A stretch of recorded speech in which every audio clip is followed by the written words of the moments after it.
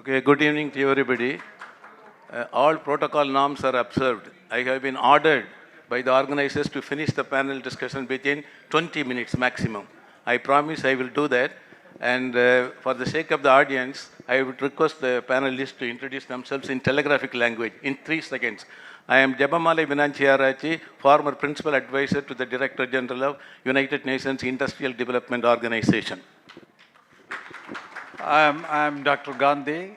I'm an international lawyer and a practitioner, and I have been the advisor of the Ministry of External Affairs earlier. Then I was a former dean of the law school, VAT.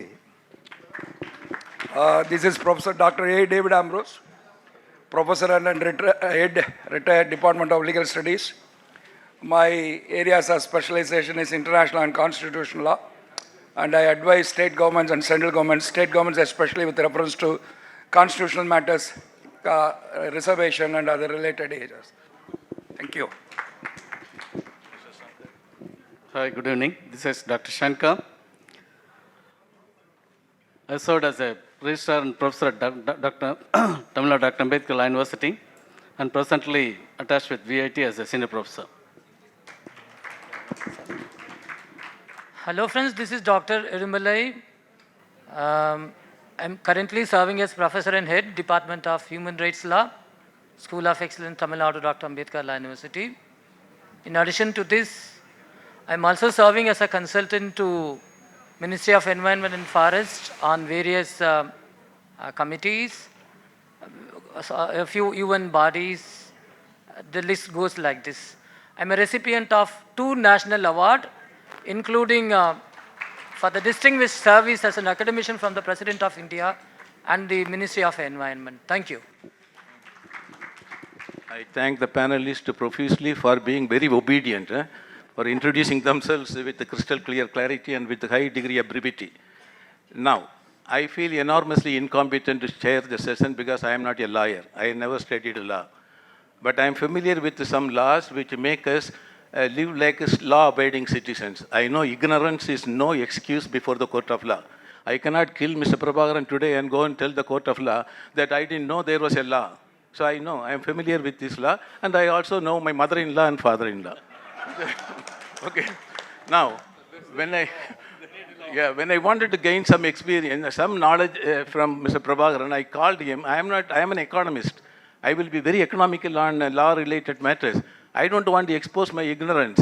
And so we had a long discussion, and I said, you talk about Article 124, Clause 3, and Subclause C.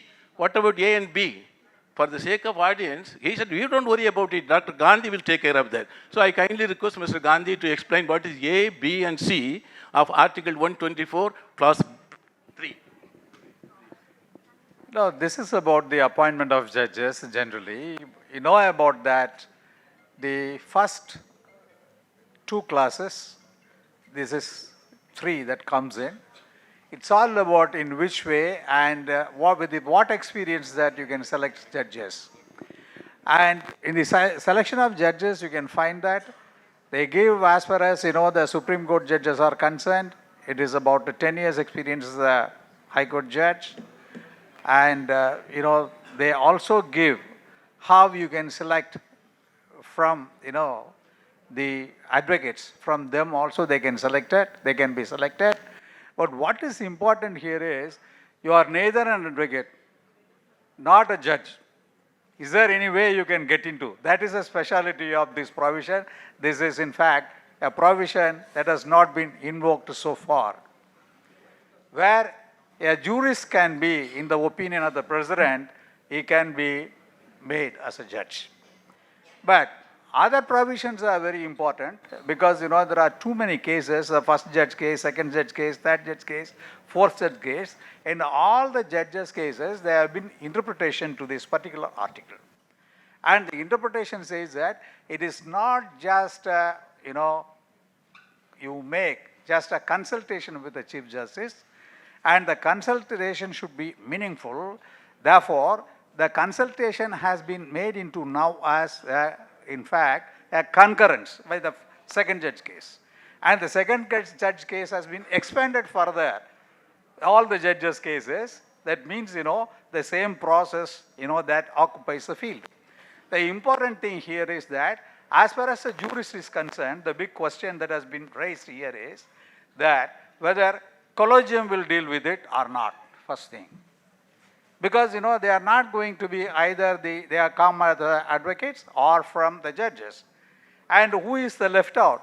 The left out is the academic side, because if you say that the CAD, Constituent Assembly debates, you can find that they are inspired by the American model where, even the professors are appointed. So, they wanted to have a place from academy also that they can be dropped before, they can always be nominated like that. But the critical issue is this. If you say that the collegium will just deal with that, there is no reference about collegium as far as 12C is concerned. They say that in the opinion of the president, then in the opinion of the president, it originates from the president. But all other positions, it originates from the Chief Justice. So this is a difference. And I will just, give chance to the rest of the people, let them just... Excellent. To recap what you said, this means in order to be appointed as a Supreme Court judge, there is no need for someone to work as a judge in the High Court, 5 years and 10 years as an advocate in any High Court. There is no need for. There is a clause called C, Article 124, section clause 3 and subclass C, which says an eminent, a distinguished jurist. Am I right? Not distinguished. Distinguished to come in the debate. No. But finally they settled with... No, what it says, I read and reread. The Constitution says the phrase is distinguished jurist. Eminent jurist. Yeah, in some places they said eminent also. It is in the CAD debate. Now finally they I adopted think- it is eminent jurist. I think you did not read the first page. The first page is distinguished. By the way, whenever the chairperson makes interventions, reflects on the ideas that transpire, and during the course of reflecting on the ideas, if he exposes his ignorance, this means the debate is going on very well. Okay, so be prepared for it. I think the phrase distinguished, jurist is there. You are right. I think you read it very well. Just distinguished. Now, this means class C, subclass C is not operational. Hitherto, we never made use of that. Am I right? Is it due to a definitional problem related to this phrase? I request Mr. Yelumalai to reflect on it. Is it due to a definitional problem? Yes, actually, sir, I have to tell you, the very issue has been raised in the Constituent Assembly itself, actually. What constitutes a distinguished jurist? Should we use the term distinguished jurist itself is a problem, actually. Then, as rightly Gandhi sir said, instead of using person as distinguished jurist, people have agreed as eminent jurist. Even then they asked what constitutes as eminent jurist. They said principal in a law college, professor in a department of legal studies or universities or law school. So these are the, I tell you, please refer pages 241 to 257 of volume 8. Please note 241 to 257, volume 8, constitutional debate. This is surrounding about all these things. So therefore they said, even out of this, everyone, you can find good number of principals, HODs, professors, but how can you make them eminent? Then he goes to the route, of course sir said America is just, it's the only example. But ICJ statute, the ICJ statute gives clear-cut option that jurists can become judges in the ICJ. This shall be the third alternate available to the president, because you feel lawyers are not, leading lawyers, those who are getting paid well, they are hesitant to become judges. And sometimes judges, to avoid post-retirement benefit or to avoid this trans-circuit, because my son will become judge, my son's sons will become chief justice. To broke this, they wanted to have three streams, lawyers, judges, and the academia, so that you will have a neutralized view. This is how it has emerged. Thank you, sir. Great contribution. before I reflect on what he said. So Dr. Gandhi just had a quick glance at that. He said, I was right. I was right. And he showed me another page to say that he was right. So both of us are right. This is how men work. We respect each other. We accept corrective steps and we move forward. You got it? Okay. Sir, you made a great contribution. Eminent. What is eminent? So as an academician, I tell you, a eminent scholar, and I read the word scholar, those who made a scholarly contribution to the discipline of law. Correct, sir? He is supposed to be eminent. That means a professor of the law teaching at Ambedkar University, if he has gained some 20 years of experience and written many scientific papers, published in journals, recognized by the Institute for Scientific Information, I would call him eminent scholar. Am I right, sir? Was there any incident where attempts were made to recruit an eminent scholar as a Supreme Court judge and miserably failed? Who would like to reflect on it? Would you like to reflect on it? Okay, thank you. Good evening, all. So the pointed question which has been raised in this panel is that, to what extent a class 124(3)(c), which includes distinguished juries, is respected, the constitutional provisions has been respected in India. Let me bring to your notice, India till date has seen nearly 280 judges who are there in the Supreme Court. Of them, 196 have served already, 51 has been adorning the position as Chief Justice, and 33 are there, excluding the Chief Justice presently occupying the position. And no one among these 280 has been filled by this cadre, what you call the distinguished juries. And excepting few who have been from the bar, most of them will be from the bench. And in one way, the provision has been carved in such a way that most of the personnel who have been having a practice, acquiring knowledge and experience in the High Court circle, have been elevated to the position of Supreme Court judges. And incidentally, one Mr. Kamath was responsible in bringing an amendment in the Constitutional Assembly, endorsed by Mr. Iyengar and also Ananda Sayanam Iyengar. And interestingly, as pointed out Mr. Yerumalai, Dr. Ambedkar was, I think made a comment on this. Now he was perplexed with the words distinguished and juries. And he said he'll refer the same and bring it in the final format. And the role played by Mr. Ananda Sayanam Iyengar is something very prominent. He was one who was referring to the judge who is there in the Supreme Court in US, Frankfurter, and also said the experience is there in ICG also.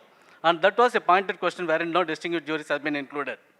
I am really at loss to say, in a population of around 1,500 billion population, and with 280 judges having adorned the position of Supreme Court, and Indian scenario has not identified one who has been from the jury's side. And incidentally, the reason cited for this is that they perhaps felt they are not having the adequate experience, practical experience for the purpose of disposing of the matters. Or they would have thought they would not be specialized in all fields. But incidentally, the same reasoning can be adorned to all the judges also. All of them are not specialized in all fields. And there are members who may not be having experience on special areas. And they are just deciding the matter. They are not well versed on all the things. And I think the provision has been remaining as a dormant provision, not being duly respected. And in that respect, I feel like no, it is something, a point which has been raised in this forum is very vital. Thank you. You are almost adding to the correctness and completeness of the debate. Now I turn to my student, Dr. Ambrose. I was sitting near him and I told him that I want to finish it within 20 minutes. So please confine your arguments only to 3 minutes. I brought a green card, yellow card and a black card. The moment I show the black one, you should stop. He said, sir, I will take only 2 minutes and my 1 minute can be given to Dr. Gandhi. Sir, he made a very interesting observation. You said you will speak only for 2 minutes. Maybe something in your mind. You have a green card now. Green card is No. What is this? Trump. Yes, No, Trump. Okay, it's okay. Yellow. Okay. Now, I think you came here with an idea to share something. I give the liberty. You can be freely at ease in saying whatever you want to say. Thank you. Good evening. I'm very happy to be here, but Anyway, I congratulate the organizers. At least they are having a thought to discuss constitution, wherein the constitution is nowadays is derailed. At least we are discussing on a constitutional issues. So I'm glad about it. With due respect to judges here, there is a presumption that the judge doesn't know any law. So it doesn't matter, the panelist must know the law. So it is a presumption is that you do not know what is happening here. So fine this. Two things I want to say, only three things. Historical aspect. So when the draft constitution was there, this provision was not there. Only in the second and third draft it was incorporated. Amendment it was incorporated. The point is very simple. Let us have some more eminent persons to also be in the Supreme Court. The same thing was not extended to the High Court because under 217, Article 217, by 42nd Amendment they wanted to include it. By 44th Amendment they brought it back. By Article 226, when you compare 32 and 226, they say 226 is wider than 32 because the remedy can be obtained for any legal issues also, not only for fundamental rights. This thing was not extended to the High Court, so whatever happens is only with reference to Supreme Court as on date. That is one thing with the historical aspect. Rightly pointed out because of the Frankfurter became one of the celebrated judges of the American jurisprudence. Therefore, that point was, the framers of the Indian Constitution doesn't want to shut the door, that is, they wanted to have this also. Whether it is invoked or not, after 370, after a long time it was invoked. So in future it may be invoked also. So I have a particular thing. The second thing is, I want to say only one thing, sir, they are very pertinent. In the opinion of the President. So whether it is a subjective opinion or objective opinion, this is a $1 million question. So whether a person is, whatever it is, eminent or jurist, whatever it is, in the opinion, whether that opinion, normally we call it as a subjective satisfaction or objective satisfaction. If it is subjective satisfaction, then it is personal bias, all these things. It must be objective satisfaction. In that case, they have to follow the constitutional conventions. So what is happening with respect to four cases which has been referred, and also we are talking about constitutional conventions, and also what with reference to President's discretionary power. This is a President discretionary power. So we have President's constitutional power, President's statutory power, and also we have President's discretionary power. Whether this will come under discretionary power, whether she can bypass the collegium and she can appoint it, going by the constitutional conventions and going by the Supreme Court's observation with reference to subjective and objective satisfaction, she has to get the advice of the aid and advice of the, sir, green card? Aid and advice of the cabinet, and also, thank you, sir, black cat. No, he made a reference to the fact that there is no need for judges to know law. Trump will be very happy. According to American Constitution, no qualification is required. No qualification. He can, Trump, President, he can appoint, no, actually, there is a possibility. It says that the President can nominate anybody, irrespective of qualification, age, sex, religion, and nationality. Native nationality, my God. Fantastic. But don't try to become judge there, no, it's very complicated. So thank you very much. See, I really want Dr. Gandhi. I had a long discussion with him. He is my guru on many things. Actually, you referred to a case where eminent, a great scholar was recommended to be the judge of Supreme Court, and High Court advocates virtually killed it. Can you share this experience, please? No, that was lobby I'm talking when Y.V. Chandrachud was there along with, this Bhagavati. There was a mounting pressure on judiciary. No, his brother, yeah. That was, they are recommending, there was a push from academic side also on Ubendra Bakshi. Well, that could not materialize. I think that was a time, if there could have been rainbow, there would have been at the time. Now you are just looking for only the lotus seed, which is sunken. It may erupt at any point of time. We do not know. Okay. So an attempt was made and it was systematically killed by lawyers with the compelling reasons and convincing arguments. Very often I used to reflect, I know one lawyer in Nagarkovil, he's a liar, blatant liar, compulsive liar, very successful lawyer.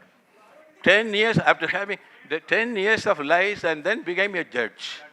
I don't know, suddenly he became almost like God, giving it. And I don't know how these things happen. It's okay. Now we have only 5 more minutes. I will give 1 minute to each panelist to find up. Kindly be very brief, and you don't have to say finally, to conclude, last but not least. No, just to the point. Okay, I start with Sir, I tell you few things, sir.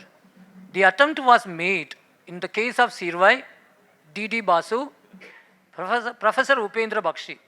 But what I come to know that they have refused. This is what I come to know. Next point, Palkiwala. The next point, sir, though they are not appointed as a Supreme Court judge as an academician, but if you refer NGT, those who are teaching science in reputed schools, they can be appointed as technical members.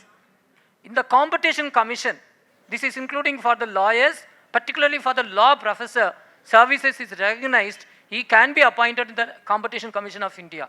The next point is that in the mediation, very recently, the professor is accommodated in the mediation council. There is something called KARA. There a professor like Shankar, who is specialist in juvenile justice, is also accommodated.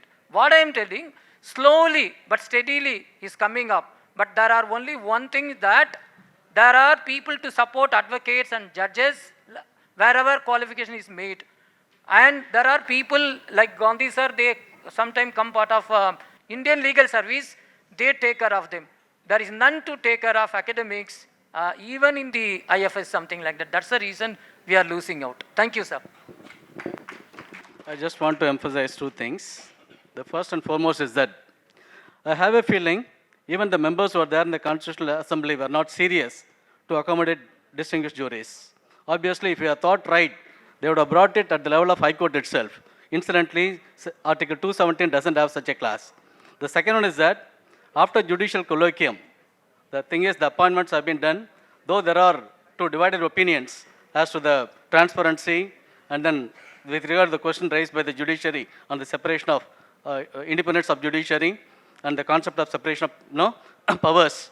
The thing is that the recent Law Commission, 2214, comes with a view, we need a specific clarity on this point, not only on the law, but also with regard to the reappraise of the judgments which have been passed with regard to the formation of the collegium. So I stop here, and I feel like, it is not the right time that the Constitution need to be reframed in such a way to throw away the aberrations which are there, either brought in between or from the time of its drafting. very brief. I'll be very brief. Now, this major problem is, I think, it is the collegium and MOP. Because, this, if you take that, the memorandum of procedure from the 1996 onwards, there is no reference about jurist class because it goes from collegium and collegium to then law department. From law department, it goes further up. But what is happening in this class, it has to come from the president. Then if it is a president, from cabinet to the president and president to come down to the collegium get a concurrence. That route, it seems, is very tough. Then second important thing is that if it goes like that, naturally there will be a discussion, very lengthier discussion in the parliaments. You can't avoid that. So that's why, the reason that, it is not happening. It doesn't mean that so far it has not happened, it should not happen. It should happen because according to the Constitution, that jury should be a theoretician. He must be a jurisprudent. Because it is not just you are looking for the case as well as the dispute settlement issue. Apart from that, his jurist must be, as far as the law is concerned, he is like a running stream. Now that kind of additional value we are in fact not having in the Indian system. That's a problem. Taking cue from the earlier panel where Madam Komal and also Vidusha said, we are like homemakers. Nobody bothers about us. Jurist. Everybody says, because of him I am an advocate, because of him I am a judge, but nobody considers. Thank you. So, thank you so much for a very stimulating intellectual discussion. I am so thankful and grateful It's a great occasion because one Dr. Shankar, he was my professor and teacher when I did my masters in criminal law. So I could secure first rank in criminal law because of the expert knowledge imparted by him. Thank you so much, sir. Then next, Dr. Elumalai. I think you should give him a big clap. He is the first visually impaired person to have received the PhD degree from then the President of India, Dr. Abdul Kalam. So when Dr. Abdul Kalam gave him the award, he personally called me and said, you have to come with me and personally receive, that is my personal request. So I got an opportunity to meet Dr. Kalam and personally interact with him in the Madras University Convocation Day. Thank you so much. And we were a professor. We worked together as a colleague. We used to fight, debate, critically analyze. Thank you, sir. Then Dr. Gandhi is an eminent international jurist. So I think he has represented India in several international cases. He has even given advice to all Indian government on all the international matters before the International Court of Justice. So he's a great jurist by himself, like Justice Nagendra Singh and Justice Dalvir Bhandari. Thank you so much, sir. Then Dr. Ambrose, so another dynamic stalwart in the constitutional law in the Madras University, is a roaring lion.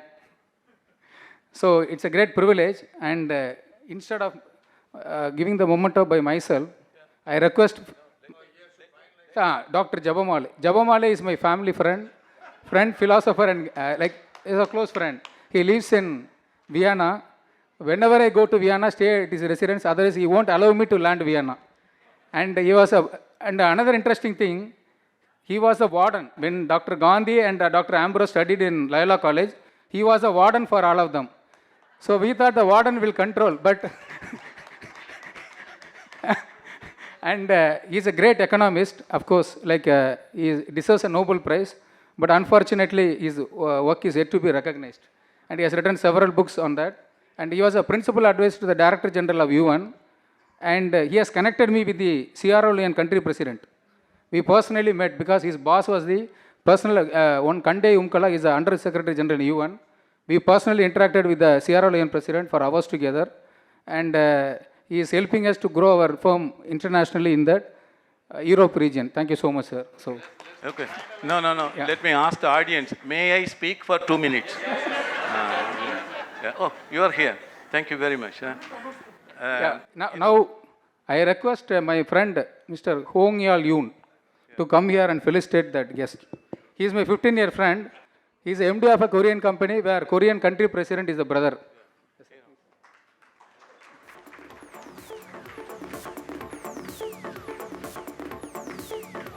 Then I request Mr. Maran, my friend, who is a great intellectual and is the CEO of a famous IT company in 15 countries, Mr. Maran.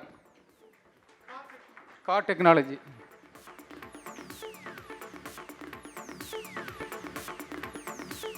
Then I request Sweta and Mila to felicitate Dr. Elumalai. It will be more, they are from transgender community, so they have to felicitate the differently able. Please, hold on. I think we should. And to greet Dr. Jabamale, his friend Jagadish, gold merchant, is there. So he will come. Is a diamond or gold merchant, sir, my friend? Always he talks about him. Huh? Both, okay. Diamond, okay. Then my dear friend, Mr. S. Arogyam, IPS, who is a commissioner of police now, please. Deputy Commissioner of Police.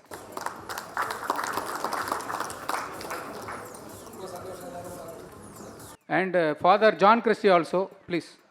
Father John Christie.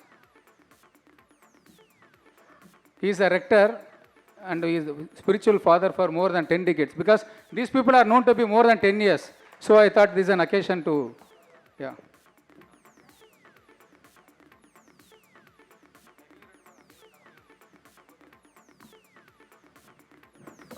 It's a transgender organization called Born to Win. Yeah. And Mila is a big boss celebrity. She's a transgender community. Yeah. Model and actor.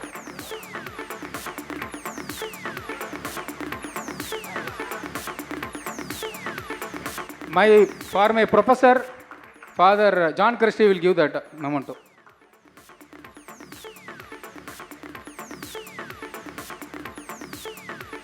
For Dr. Gandhi, we can go with IPS or CEO car technology. CEO car technology. One intellectual to another intellectual.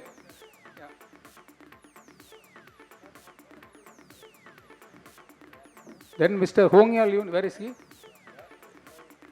Yeah, he is here. He will felicitate Dr. Ambrose. Yeah. And also IPS officer also.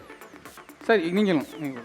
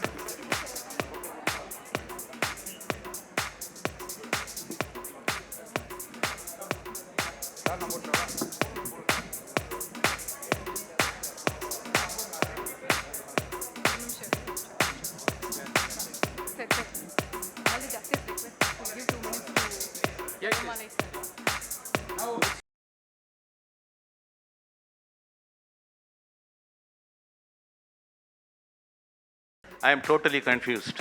Okay. Of course, confusion is the natural progression of intellectual smugness. No wonder Mr. Prabhakaran is winning all the cases in the Supreme Court. I think judges get confused. Now, I want to convey a major message here. Very often, I used to reflect on the cases being won by the people and they suddenly lose. For example, at the lower court, someone wins the case. The sessions judge says the previous judgment of the lower court was wrong. This means the judge has made a mistake. Court is meant for punishing people who make mistakes. Is there any constitutional provision to punish the judges? So, lower court he wins. And the session judge said, no, that judgment was wrong. A mistake was done by him. And in the district court, again he wins. And again, the high court says, wrong judgment. So, two judges made two mistakes. Supreme Court confirms the lower court judgment was right. So I used to reflect on it, what is going on there. For my concluding lines, I would like to say eminent lawyers being appointed as once an attempt was made, it was systematically, methodically, scientifically killed. So far, hitherto, in spite of constitutional provision, no eminent person was appointed as a judge. I think to correct this... From the academics, eminent person from judge, it creates a wrong impression. From the academic circle.